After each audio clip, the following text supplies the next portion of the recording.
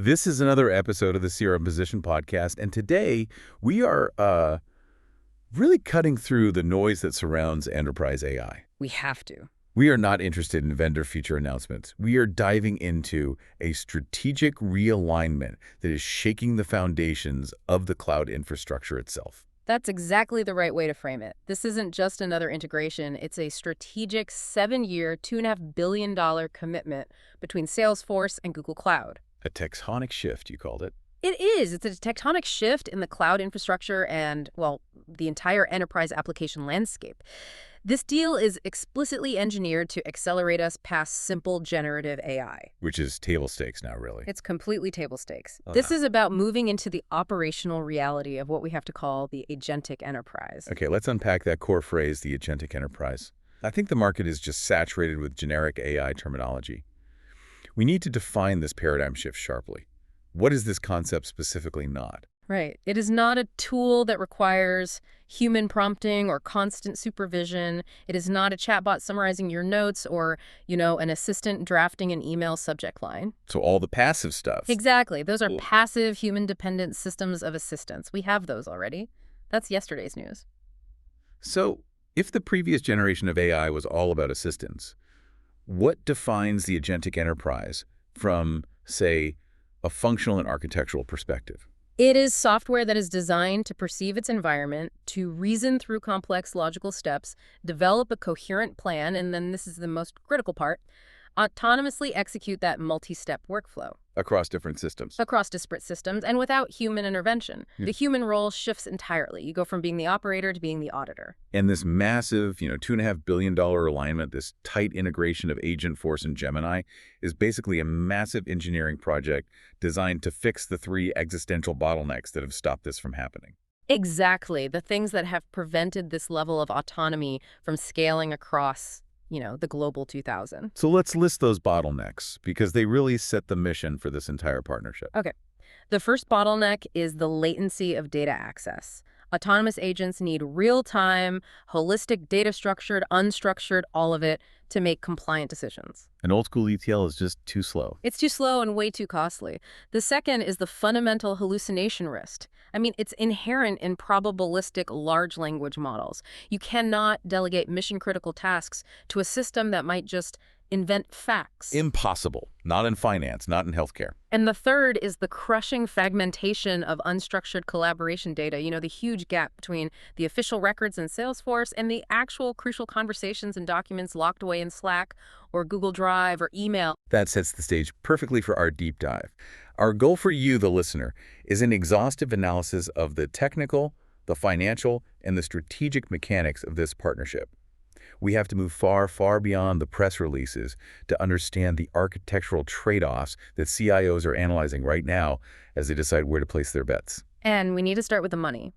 Because really, the money is what dictates the architecture and the strategic lock-in. Let's discuss the scale of the commitment then. $2.5 billion in committed spend running all the way through 2032. 7 years in enterprise tech is effectively a lifetime. What does that duration signal to the market, especially considering Salesforce's historical preference for AWS? It signals strategic lock-in, but it's a lock-in tied specifically to proprietary infrastructure. This isn't some theoretical spending cap. This isn't just an estimate. No. This $2.5 billion is a non-negotiable commitment that dictates a substantial, deliberate migration of core compute resources. The duration, 7 years, tells you that Salesforce views Google's AI infrastructure, specifically its proprietary tensor processing unit architecture, the TPUs, as the most viable substrate for their future, for their highest performance workloads. But wait a minute, isn't the risk here that they are simply trading one dependency, the general cloud infrastructure of AWS, for another dependency on the specialized proprietary silicon and framework of Google Cloud? Is this a smart strategic hedge?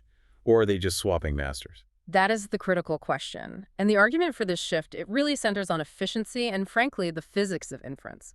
The Agentforce workloads, they require multi-step reasoning involving massive multimodal data. So analyzing videos, processing huge amounts of text. Right. Analyzing videos, processing vast quantities of historical text, running these complex retrieval-augmented generation processes, ARAG. All of this requires massive matrix multiplication capabilities at inference time. Which is precisely what TPUs were designed for from the ground up. Exactly. I mean, while standard GPUs on AWS are excellent general-purpose accelerators, Google's TPUs offer this vertical integration and optimization specifically for the scale and the specific parameters of the Gemini models. So it results in efficiency gains. Critical efficiency gains, both in speed, so latency, and in the cost per inference.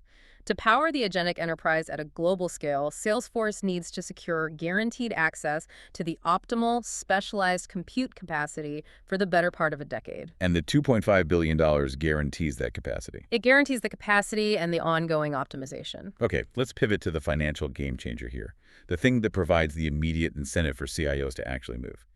Marketplace economics. This feels like it bypasses the traditional sales friction that plagues these huge enterprise deals. Oh, it's a commercial masterstroke. It's designed specifically to overcome procurement inertia. Salesforce is now commercially integrating its core platforms. We're talking Agentforce, Data Cloud, Hyperforce, directly into the Google Cloud Marketplace. And that mechanism makes Salesforce products financially fungible, is that the right word, with Google Cloud credits. It is. So let's explain the specific leverage mechanism for a CIO. We're talking about Enterprise Discount Program Levers, or EDPs. Right. The vast majority of Global 2000 companies have signed these large, multi-year committed spend agreements with Google Cloud, the EDPs, and they all carry a use-it-or-lose-it dynamic. So you have this budget you have to spend. Exactly. And historically, procuring new Salesforce licenses required a totally separate, lengthy capital expense, a CapEx approval cycle, even if the company had idle cloud capacity sitting there. But now, by listing Salesforce on the marketplace, enterprises can just procure those Agentforce capabilities and draw down against their existing pre-committed Google Cloud budget. That's it. So the CFO sees this as moving a CapEx line item into an existing OpEx cloud utility budget.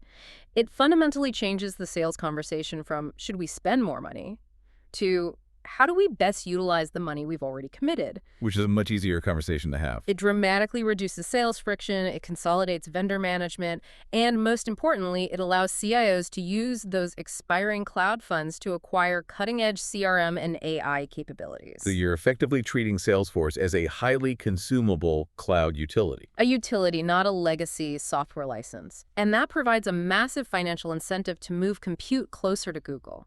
Strategically, this is fundamentally an analysis of the strategic decoupling from AWS. I mean, for years, Salesforce was the poster child for AWS public cloud deployment. This pivot signals something more than just, simple diversification. It's a pragmatic pivot, and it's driven by two forces. The first, as we just discussed, is AI efficiency. The efficiency gains from that vertical integration of silicon, the TPUs, the models Gemini, and the data centers were simply too compelling to ignore for their highest performance AI workloads. So AWS has Bedrock, but it's not the same. It lacks that same deep, integrated ownership of the entire stack that Google offers through its proprietary hardware. And the second force is competitive alignment. I mean, they can no longer afford to rely on a cloud provider that is increasingly entering their core application space. That is the cold reality of it. AWS is moving aggressively up the application stack with tools like Amazon Q, which is now competing directly with certain Salesforce features. Creating friction. It naturally creates vendor friction.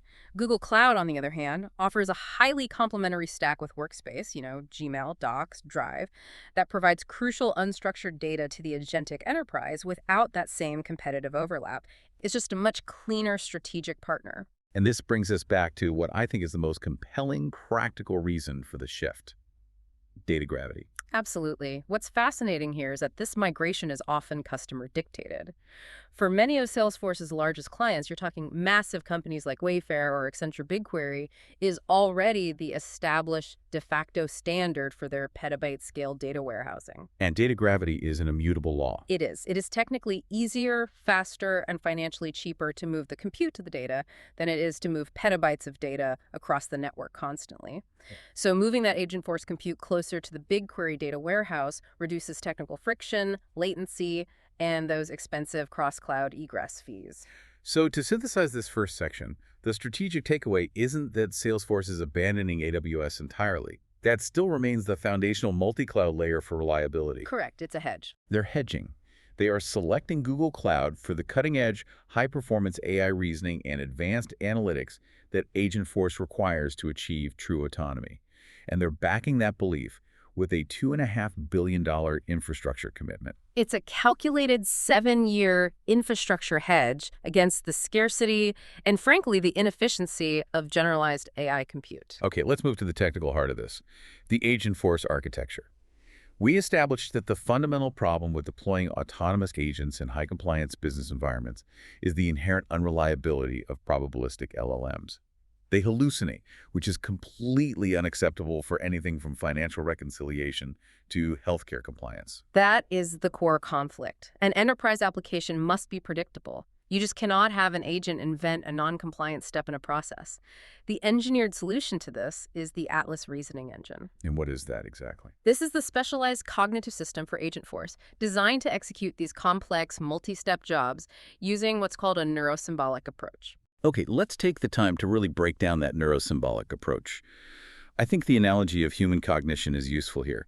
System 1 versus System 2 thinking. This is where the reliability comes from, right? Right. Think of System 1 as the intuitive, fast, creative, and, well, sometimes impulsive layer of your brain. That part is powered by Gemini. The generative part. Yes. It handles the fuzzy human elements. Interpreting natural language, understanding a user's intent even when they speak colloquially, generating empathetic responses, finding patterns in unstructured text. It's the creative layer, but it lacks compliance rigor. And System 2 is the rigid, deliberative, and compliant accountant of the system. Precisely. System 2 is the deterministic layer. It enforces planning, rule adherence, and logical evaluation using what we call guided determinism. So if System 1 suggests, hey, offer the customer a massive discount because they sound angry, System 2 immediately checks the business rules and determines, no, the contract only allows a 10% discount. So System 2 slams the brakes. It slams the brakes when the persuasive creativity of the LLM risks breaking compliance. This mechanism-guided determinism is crucial. We need to detail how the technical implementation of finite state machines, or FSMs, provides this compliance lock.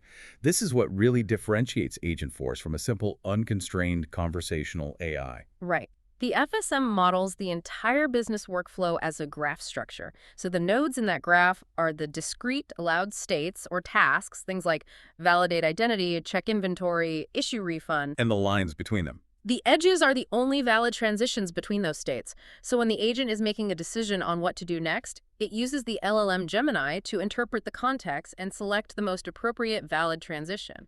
The genius here is that the architecture is built to actively prevent the agent from inventing an edge, a transition, or an action that isn't predefined in that deterministic graph logic. That is the compliance guarantee. The agent has the flexibility to converse naturally, but it has the rigidity to only execute actions that adhere to the enterprise's defined process model. This mitigation of goal drift is non-negotiable for sectors like financial services or any heavily regulated industry. It allows enterprises to deploy autonomous agents that are conversationally flexible, but have this unwavering compliance integrity. Exactly. Okay, let's look at the specific differentiators Gemini brings to this system that justifies that huge $2.5 billion commitment. We need to focus on native multimodality and that enormous context window. Native multimodality is a complete game changer for CRM. It moves the interaction way beyond just text. Because Gemini was trained natively on text, image, audio, and video from the very start, the Agentforce agent doesn't require a whole stack of complex, bolt-on external vision or audio processing encoders. Which reduces latency and complexity. Significantly. Give us a concrete example of how this native capability actually changes a high-value customer service workflow. Okay, imagine a high-value manufacturing client. They're calling in about a piece of proprietary equipment. Instead of trying to describe some error code over the phone, the field technician just uploads a short video clip of the equipment's failure mode. You know, the sound it's making, the specific way a build is seizing up. Right. The Agentforce Gemini system analyzes the raw audio and the video, identifies the specific component failure by cross-referencing against millions of internal training videos, immediately retrieves the relevant maintenance procedure, and creates the service ticket, all in one autonomous multimodal sequence. Or, in a call center, processing raw audio for compliance.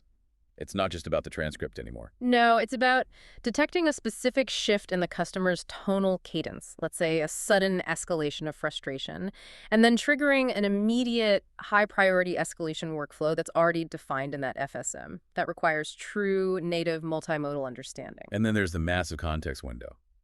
access to 2 million tokens. Mm. In the world of CRM, truncation is lethal. It's fatal.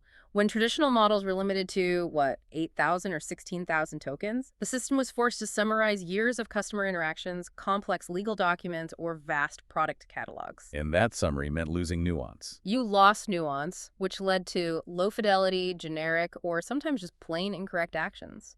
But with 2 million tokens, the agent can ingest the entire 5-year history of customer interactions, complex master service agreements, and complete product documentation, all in a single, coherent memory block. And this moves the system from generating generic responses to executing deeply grounded, personalized, and fully compliant actions.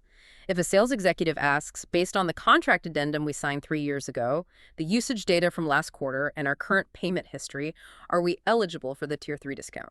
The agent doesn't guess. It doesn't guess. It reads all of those source documents in real time within that massive context window and provides a non-hallucinated, fully verifiable answer. This capacity is indispensable for complex B2B sales and high-value customer service. Finally, we have to close this section by discussing large action models, or LAMs. This is the ultimate expression of the agentic capability, the ability to actually do work, not just talk about it. Right. LAMs are specialized, fine-tuned versions of Gemini, and they're designed specifically for execution within enterprise application layers.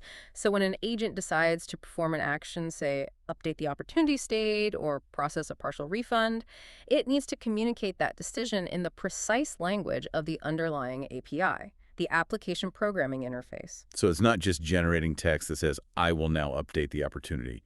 It's more than that. No, not at all. The analogy that helps is that the LAM is like a specialized automated translator. It takes the LLM's high-level decision and it generates perfectly formatted, schema-compliant, executable code, or API payloads, typically precise JSON structures, that adhere strictly to all the underlying Salesforce validation rules. So without the LAM generating these perfect clean payloads, the whole agentic enterprise just collapses. It collapses into a stream of broken API calls and failed transactions. It's the piece that turns intention into deterministic action. So the efficacy of this entire cognitive structure, Atlas and Gemini, is completely dependent on the quality and the speed of the data. This brings us to what might be the single most critical architectural component of this deal: zero-copy architecture. This partnership requires a fundamental change to the physics of enterprise data management. And why zero copy is non-negotiable, it really comes down to the 3 physical and financial flaws of the traditional data replication model: ETL extract, transform, load. This model is, frankly, the core of most enterprises' technical debt. Let's detail those flaws, starting with data latency and how that impacts decision integrity. Okay, first, latency. ETL processes run in batches, right? Typically overnight. An agent making a high-stakes, real-time decision, a price adjustment, a fraud assessment, it cannot rely on data that is hours or even days old. Stale data. Using stale data completely destroys the integrity of the autonomous decision. Second, there's cost. Every single time you move a petabyte of data, you're paying network egress fees, and then you pay again to store a duplicate copy in a separate data warehouse. That's a significant and totally unnecessary financial burden. And the third, which is the fatal flaw for regulated environments: governance risk. The governance risk is paramount. I mean, once data is copied, it becomes physically and logically disconnected from the original security policy engine, the system of record, which is often Salesforce. So if a customer revokes their consent in Salesforce, that duplicate copy sitting in BigQuery is often not instantly purged or updated. And that discrepancy is a clear regulatory violation, a GDPR or a CCPA disaster just waiting to happen. Exactly. Zero copy, then, is the technical solution to bypass this whole replication problem by moving toward data virtualization. It is virtualization over replication. The data stays physically located where it was born, in the system of record governed by the system that owns it. The systems just share metadata and access rights, and they push the query to the location of the data rather than physically moving the data itself. Let's dive into the practical mechanics of this bidirectional zero-copy integration between Salesforce Data Cloud and BigQuery. First, let's talk about data federation. bringing massive analytical data from BigQuery into the Salesforce agent's domain. Right. So Salesforce Data Cloud acts as the facilitator here. It mounts remote BigQuery tables as what they call data model objects, or DMOs. So to the agent, they just look like Salesforce records. To the Agentforce agent, these tables look and behave exactly like native Salesforce records. They're structured, they're accessible, they're queryable, and crucially, when the agent executes a query, which might run over petabytes of web clickstream data, IoT logs, whatever, that execution is pushed down and handled entirely by BigQuery. So only the result comes back. Only the refined result set is returned to the agent. This gives the agent near real-time access to analytical data volumes that were previously just locked away. And now the other direction, data sharing. Pushing live, structured Salesforce data out to BigQuery for large-scale analytical modeling. In this direction, Salesforce exposes its underlying storage files, often using modern, open data lake formats like Apache Iceberg, directly to the BigQuery engine. So Google Cloud Services, or maybe sophisticated Vertex AI models, can run these complex, resource-intensive queries directly on the live, structured Salesforce data. Which is essential for things like fraud detection. Essential for enterprise use cases like large-scale fraud detection or complex predictive churn modeling, where the data must be as fresh as the last committed transaction. This architecture only holds up if the governance and security model is unified, though. We cannot risk security policy disconnecting across cloud boundaries. So how does the system achieve identity propagation and enforce least privilege access in this federated environment? This is a crucial governance innovation, and it's built on modern identity standards like OpenID Connect or OIDC. The key concept is identity propagation. Okay, what's that? When an Agentforce service agent queries that federated data in BigQuery, it carries the original human user's identity context with it, even across the cloud boundary. It doesn't query as some kind of super user. So the system respects the access level of the human who initiated the action. Exactly. The access restrictions defined in Salesforce, for example, field-level security that's masking sensitive PII or PCI data, are dynamically enforced by BigQuery on the returned result set. The data cloud acts as the centralized policy engine. So define once, enforce everywhere. That's the goal. You define your governance policy once in Salesforce, and the system enforces it everywhere the data is accessed. It eliminates the super user agent problem where an autonomous agent could access data that its human counterpart is restricted from viewing. Okay, so the enterprise AI market has effectively consolidated into two primary power blocks. You have Microsoft OpenAI ecosystem, and now this newly solidified Salesforce-Google alliance. We need to define the strategic divergence between Salesforce Agentforce and Microsoft Copilot aggressively, because they seem to be solving fundamentally different business problems. The divergence is vertical versus horizontal. Microsoft's focus with Copilot is horizontal integration across the entire Office 365 suite. Its target persona is the generalized knowledge worker. And its core strength is productivity. It's all about boosting productivity, summarizing meetings, drafting documents, organizing your inbox. Which is why Copilot, for all its power, is still primarily a tool of assistance. I mean, it's often criticized for being chat-centric and requiring continuous human prompting. Right. Contrast that sharply with Salesforce's focus, which is vertical integration into high-compliance CRM and industry-specific business processes. Agentforce's target is the specialized autonomous specialist, the sales director, the service agent, the field technician. And its strengths are that reliable, compliant execution. Thanks to those FSMs we talked about, and deep, real-time data grounding via zero copy to BigQuery. So the bottom line contrast is pretty clear. Microsoft aims to make every employee 20% more productive, assisting the human user in their daily tasks. And Salesforce is aiming to automate 20% of specialized employees' tasks entirely. It's about achieving true, verifiable autonomy within the boundaries of a business process. This capability is best illustrated by the seamless workflow integration with Google Workspace and Slack, which functions as that necessary bridge between the structured and unstructured enterprise data. The friction point in modern enterprise work is always crossing that structured versus unstructured boundary. Agentforce agents are designed to traverse it instantly. The structured CRM records and the unstructured collaboration data in Drive, Gmail, Docs, they must behave as a single cognitive domain for the agent to execute these complex tasks. Give us a specific multi-step workspace example of this structure-unstructured data bridge in action for a sales team. Okay, take a sales development rep agent. It's tasked with the goal. Prepare the complete briefing for the Acme Core quarterly review. The agent first queries Salesforce for the current opportunity stage, historical bookings, and contact hierarchy. That's the structured CRM data. Right. It then immediately accesses Google Drive to read the latest client RFP, the security review notes, and the competitive analysis documented in Google Docs. That's the unstructured data. Using Gemini, it synthesizes a comprehensive briefing document in Docs, drafts a personalized context-aware pre-meeting email in Gmail, and then schedules the review on the calendar. It's an orchestrated workflow. An orchestrated workflow that required real-time traversal of both worlds. And Slack, in this model, evolves from just a messaging platform into the command center and the supervisory layer. Exactly. The tight integration, leveraging the Gemini enterprise models, turns Slack into a command line for the agentic enterprise.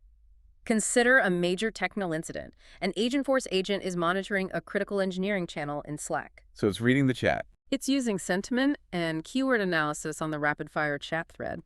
It summarizes the complex technical discussion, automatically creates a high-priority case in Salesforce Service Cloud, and then it drafts a human-reviewable status update for the customer that the support lead can approve directly in the Slack thread. So the agent handles the tedious administrative and synthesis work, leaving the human to handle the decision and the customer relationship. That's the model. Let's move to cross-sector agentic use cases to demonstrate the extreme elastic compute requirements that really drove the Google Cloud alignment and that focus on TPUs. Look at high-velocity retail, using the Wayfair example. The service challenge during peak shopping events isn't just volume, it's the complexity. A customer doesn't just ask a simple question. They upload a video of their living room doorway and ask for a definitive confirmation of whether a specific sectional sofa, based on its specific dimensions in Commerce Cloud, will physically fit into that space. That requires immediate dynamic visual analysis combined with an instantaneous database lookup and then applying rules. It requires multimodal reasoning at a massive elastic scale. That workload profile spikes severely during peak hours. Running these agents on Google's specialized infrastructure allows Wayfair to dynamically scale compute resources for that high surge in multimodal AI inference requests. So it eliminates the need for rigid capacity planning. And those traditional change freezes that hinder retail agility. And in manufacturing, where compliance and the cost of failure are enormous, how does the agent system change the field service workflow? Diagnosis and documentation. Those are often the bottlenecks. So a field service agent is deployed to diagnose equipment failure. The technician ingests a combination of video, audio, and sensor readings from the equipment. The raw data. Gemini processes this raw sensory input, identifies the specific fault, retrieves the correct repair procedure from a 5,000-page operational manual using that massive long context window we talked about, and then it automatically reserves the necessary spare part from inventory and initiates the tracking process. The agent handles the complex detective work. It handles the lookup, the transactional execution, and it delivers the entire solution in one seamless autonomous sequence. As we delegate more and more of this complex decision-making to autonomous agents, the surface area for risk increases dramatically. Trust and accountability become paramount. Delegating $2.5 billion worth of compute resources requires an ironclad security and trust framework. Let's start with the Einstein trust layer, the security components that operate before the data even touches the Gemini model. The trust layer is the essential pre-processing gatekeeper, and it performs several critical functions before any inference begins. First, it ensures secure data retrieval via zero copy, which guarantees the system is only accessing policy-compliant data and never unnecessarily replicating it. Okay. Second, and this is critical, it performs PII/PCI masking.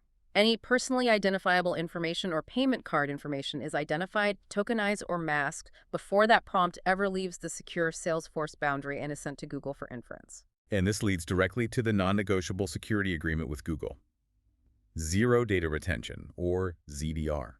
For highly regulated industries, ZDR is the make-or-break legal requirement. Absolutely. Zero data retention means that the sensitive, masked enterprise data that's sent to Gemini for reasoning is not stored by Google, it's not logged to disk, and it's not used to train their base models. It is processed solely in ephemeral, volatile memory, and it's discarded immediately after the response is generated. This addresses the core legal and security requirement for these enterprises.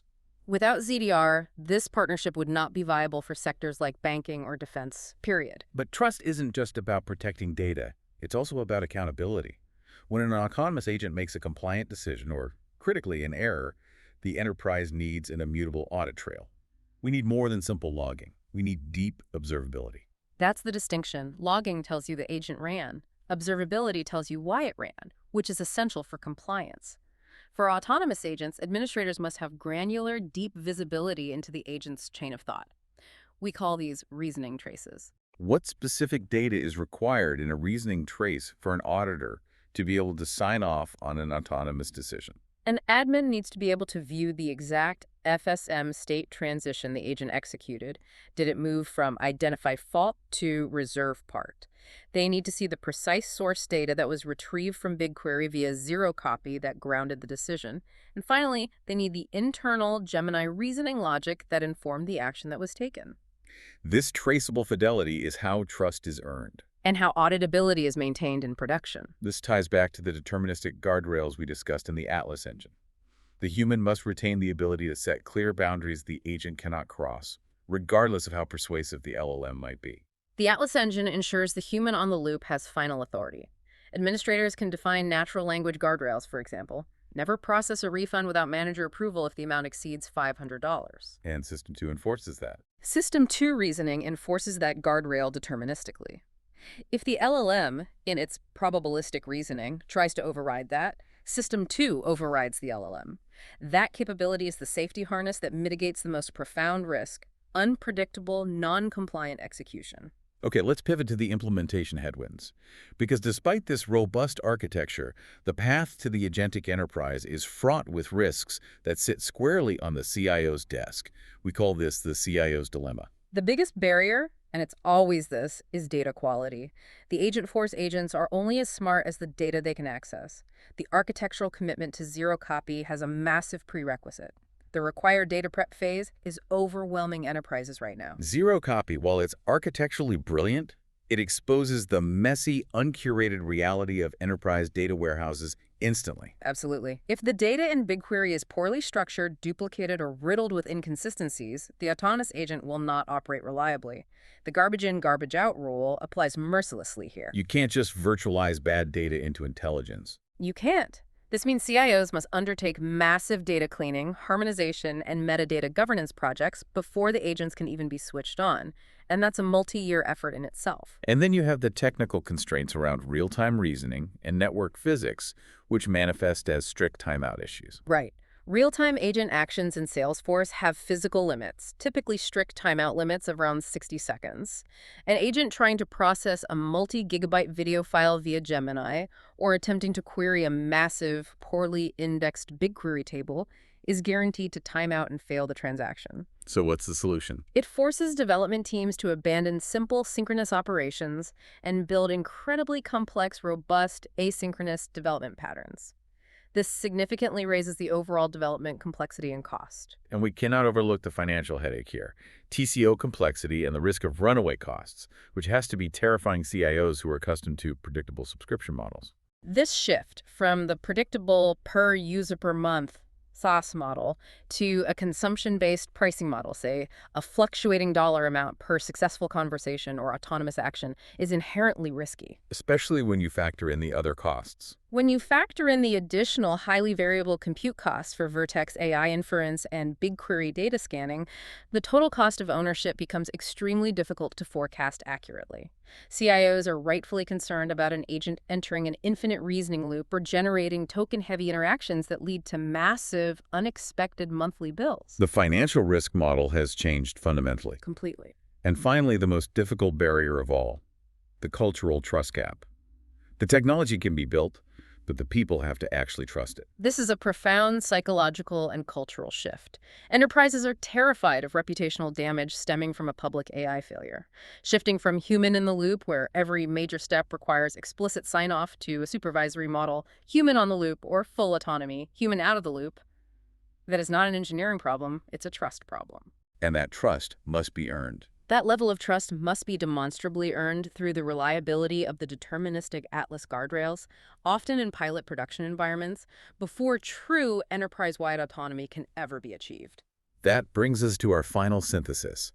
This $2.5 billion partnership, it really moves the entire industry past generative chat hype and into the hard engineering reality of compliant, autonomous execution. The alliance is a powerful strategic fortification. Salesforce secures essential AI-optimized compute capacity and highly specialized multimodal models, diversifying their platform risk away from a single historical dependency. And Google receives a massive validation of its proprietary vertical AI stack, securing the massive mission-critical workload of the world's largest CRM provider. For the enterprise customer, the key takeaway is purely architectural, the blurring of the lines between the structured CRM and the vast data warehouse.